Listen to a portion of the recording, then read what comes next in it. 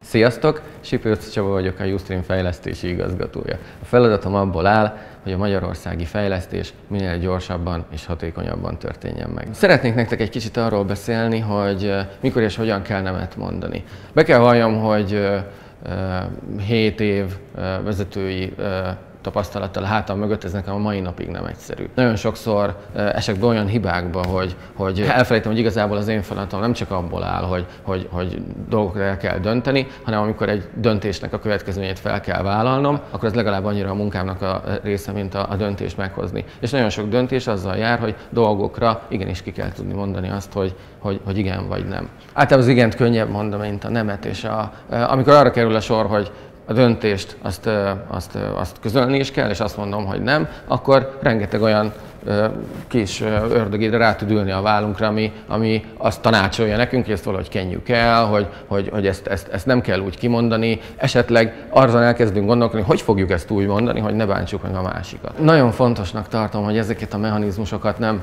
eltaposni kell magunkban, hanem inkább felhozni tudatos szintre, és tudatosítani magunkban azt, hogy mik azok a dolgok, amik befolyásolni akarják azt, hogy én egy döntést vagy egy nemet ki tudjak mondani. Szépen végig kell ezt nézni, át kell gondolni, hogy mi az a bűntudat, mi az a lelkiismeret furdalás, mik azok az egyéb olyan dolgok, amik befolyásolni fognak abban engem, hogy én ezt megpróbáljam megszépíteni, vagy elkenni. És hogyha ezek megvannak tudati szinten, akkor nagyon könnyű ezeket mérlegre tenni, nagyon könnyű ezekkel utána dolgozni, és többé nem az lesz a probléma, hogy ezeket el kell nyomnom magamban, meg hogy el kell magamban nyomnom valami szégyenérzetet, hanem egyszerűen tisztában vagyok vele, és a legfontosabb, ki is tudom mondani. Nálam például egy gyakori visszatérő probléma volt az, hogy vajon hogyan tudok valakinek egy kritikus véleményt, egy kritikát megfogalmazni úgy, hogy az adott illetőt ne bántsam meg vele. Rá kell jönni, hogy a feladat nem az, hogy ne bántsuk meg vele, hanem az a feladat, hogy el kell mondani azt a kritikát. Tehát nem az a dolgom, hogy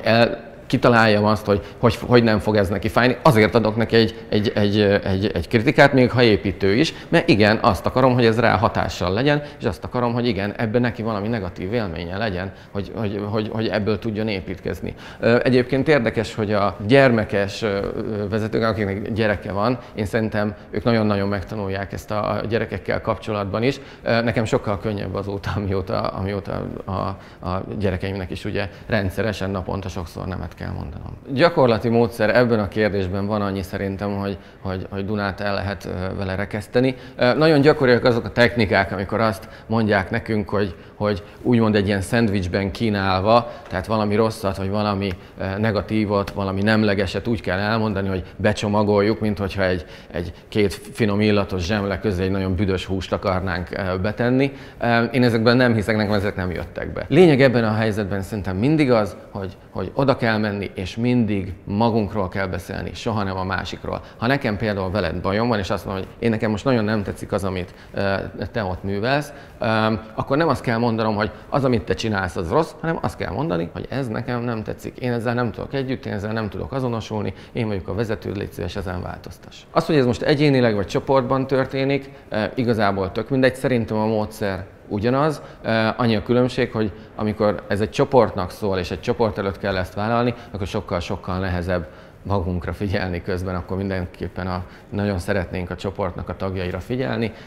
A feladat ennek ellenére ugyanaz, azt kell figyelni, hogy én mit szeretnék, én mit akarok, én hogy élek meg dolgokat, nekem mi a vélemény dolgokról, és ebben maradni, ebben az állapotban azt elmondani, hogy az én nézőpontom, az én hozzáállásom ez a dologhoz mi. Ebben bármilyen önismereti módszer egyébként nagyon sokat tud nekünk segíteni. Nagyon fontos ebben az egészben az, hogy mint mindenben szinte első lépés, magunkkal tisztában kell lenni, magunkat megismerni minél jobban. Lehet ezt gyakorolni is, szituációkat, amik megtörténtek velünk, újra átgondolni, újra feldolgozni, és így olyan tanulságokat levonni belőle, olyan tapasztalatokat levonni ezekből, ami nekünk segíteni fog a jövőre nézve.